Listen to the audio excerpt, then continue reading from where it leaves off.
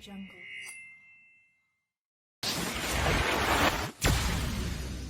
Audio Jungle. Halo teman-teman, gimana nih kabar kalian? Di video ini kita mau belajar bareng mengenai penilaian hasil belajar. Nah, kalian udah siap belum nih? Sebelum itu aku punya pantun supaya teman-teman lebih semangat lagi belajarnya. Jalan-jalan beli kedondong, jangan lupa mampir pasar manggis. Yuk teman-teman simak dong, tonton video ini sampai habis.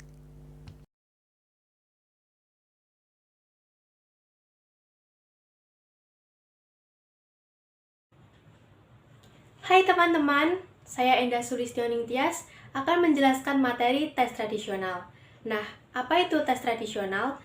Tes tradisional merupakan tes penilaian yang umumnya berbentuk pertanyaan objektif. Penilaian tradisional ini sering kita jumpai ketika menghadapi sebuah tes atau ujian. Lalu ada kelebihan dan kelemahan tes tradisional. Kelebihannya yaitu mempunyai nilai kepraktisan sehingga efektif jika diterapkan oleh banyak kelas. Sedangkan kelemahannya berupa tes tradisional membuat siswa sedikit berpikir dalam prosesnya dan menjadikannya tidak kreatif karena terfokus pada pilihan jawaban. Kemudian jenis-jenis tes tradisional. Tes tradisional termasuk ke dalam tes objektif. Tes objektif merupakan tes di mana keseluruhan informasi yang diperlukan dalam menjawab tes telah tersedia. Adapun bentuk dari tes tradisional yaitu yang pertama, tes bentuk benar salah. Yang kedua, tes bentuk pilihan ganda. Yang ketiga, tes bentuk menjodohkan atau mencocokkan. Dan yang keempat, tes bentuk melengkapi atau jawaban singkat. Selanjutnya yang terakhir yaitu pendekatan penilaian. Dalam melakukan evaluasi hasil belajar siswa, pendidik dapat membuat penilaian secara rinci. Dalam melakukan penilaian, dapat menggunakan dua pendekatan penilaian, yaitu PAP dan PAN. PAP merupakan penilaian acuan patokan, di mana penilaian ini membandingkan hasil pengukuran seseorang dengan patokan batas lulus yang telah ditetapkan. Sedangkan PAN adalah penilaian acuan norma, yaitu membandingkan orang-orang lain dalam kelompoknya. Begitulah deskripsi mengenai tes tradisional dalam proses pembelajaran. Penilaian kinerja merupakan penilaian yang menuntut peserta didik mempraktek dan mengaplikasikan pengetahuan yang sudah dipelajari ke dalam macam konteks yang sesuai dengan kriteria yang diinginkan. Target yang pencapaian hasil pembelajaran penilaian kinerja dapat meliputi aspek-aspek berikut. Yang pertama, pengetahuan. Kedua, praktik dan aplikasikan pengetahuan. Ketiga, kecakapan dalam berbagai jenis keterampilan komunikasi, visual, karya seni, dan lain-lain. Keempat, produk atau hasil karya. Yang kelima, sikap atau berhubungan dengan perasaan, sikap, nilai, minat, dan motivasi.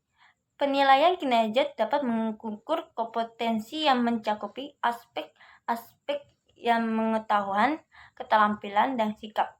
Dan penilaian kinerja juga mempunyai dua karakteristik dasar, yaitu mempraktekkan kemampuan membuat suatu produk atau proses dan terlibat dalam suatu aktivitas perbuatan, dan kedua, menghasilkan produk dari tugas kinerja yang dimintai. Prinsip-prinsip penilaian kinerja merupakan bagian yang tidak terpisah dari proses yang pembelajaran, mencerminkan masalah yang dihadapkan dalam kehidupan sehari-hari dan masalah dunia sekolah, dan menggunakan berbagai metode dan kriteria yang sesuai dengan karakteristik dan esensi pengalaman belajar dan berholistik yang mencakupi semua aspek dari tujuan, yaitu pengetahuan, keterampilan, dan sikap. Dan penilaian kinerja juga harus memenuhi kriteria seperti berikut. Yang pertama, sertakan skala kemungkinan poin yang akan digunakan dalam penilaian pekerjaan. Yang kedua, memberikan deskripsi masing-masing kriteria untuk meningkatkan keandalan dan menghindari bias penilaian. Yang ketiga, menentukan rubrik bersifat umum atau spesifik. Yang keempat, menentukan penggunaan rubrik apakah dari waktu ke waktu dan berlanjutan. Selanjutnya, saya akan menjelaskan penilaian alternatif portofolio. Penilaian alternatif portofolio adalah asesmen yang terdiri dari kumpulan hasil belajar karya peserta didik yang disusun secara sistematik yang menunjukkan dan membuktikan upaya belajar, hasil belajar, proses belajar, dan kemajuan atau progres yang dilakukan peserta didik dalam jangka waktu yang tertentu. 3 prinsip utama dalam asesmen portofolio yaitu ada collect, yaitu mengkoleksi, yang kedua ada select atau menyeleksi, yang ketiga ada reflect atau refleksi. Koleksi artinya dalam asesmen portofolio peserta didik mengumpulkan hasil-hasil kerjanya yang disimpan dalam folder, box, ataupun file. Seleksi artinya kumpulan hasil kerja itu diseleksi dalam rangka upaya penyempurnaan, dan refleksi artinya peserta didik memberikan penilaian kembali terhadap hasil kerjanya, sehingga dia akan tahu kelemahan dan kelebihan yang dimilikinya dari tugas yang dilaksanakannya, atau yang diacap kali disebut self-assessment. Saya Sofi Rizkia akan melanjutkan materi dari rekan saya, yaitu materi pemberian peringkat dan pelaporan kinerja. Pemberian peringkat. Pemberian peringkat berarti menerjemahkan informasi deskriptif ke dalam bentuk angka atau simbol yang menunjukkan kualitas pembelajaran peserta didik. Tujuan pemberian peringkat. Tujuan pemberian peringkat menurut Green and Johnson yaitu untuk menginformasikan pembelajaran dan prestasi belajar peserta didik. Sedangkan menurut Arasian dan Russell terdapat 4 tujuan, yaitu tujuan administratif, informasional, motivasional, dan bimbingan. Komponen sistem pemberian peringkat. Terdapat 3 komponen dalam sistem pemberian peringkat. Yang pertama adalah dengan standar perbandingan kinerja. Pemberian peringkat ini dapat dilakukan dengan cara membandingkan kinerja siswa dengan siswa lainnya atau dengan standar kinerja yang sudah ditentukan sebelumnya. Komponen yang kedua adalah berdasarkan aspek kinerja. Pemberian peringkat ini didasarkan pada serangkaian ujian serta penilaian lainnya, seperti hasil ujian, kuis, laporan lisan, proyek, wawancara, dan pekerjaan rumah. Komponen yang ketiga, dengan cara mempertimbangkan bobot bukti kinerja. Pendidik dapat menentukan bobot penilaian dengan sistem pertimbangan sebagai berikut. Ujian utama 20%, ujian akhir 25%, kuis 20%, pekerjaan rumah 5%, laporan lisan 10%, dan proyek 20%. Pelaporan kinerja. Nilai merupakan metode paling umum untuk berkomunikasi dengan orang tua atau wali peserta didik mengenai perkembangan anak mereka di kelas. Karena itu, dibutuhkan pelaporan kinerja untuk memberikan gambaran yang lebih lengkap kepada orang tua mengenai perkembangan anak mereka.